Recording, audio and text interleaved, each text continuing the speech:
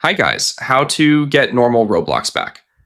Now open the Roblox website, click on the gear icon and select the settings option. This is your account command center, so don't skip past it.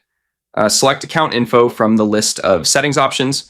This is where all your personal details and verification tools live. Scroll down to the check your age to get more features option and click the continue button. Here's a pro tip. Make sure you have good lighting ready before clicking because the camera scan comes next. Click continue again and grant Roblox permission to access your device camera. Center your face in the camera circle to complete the verification. Hold your phone steady and face the light for the best results. Once it completes the estimation, it will sort you into the appropriate age group. If you are determined to be 16 or older, normal Roblox will be restored with full chat and voice features. If your age group is incorrect, you can click the reset button on the account info page to redo the check once, or verify using a government ID instead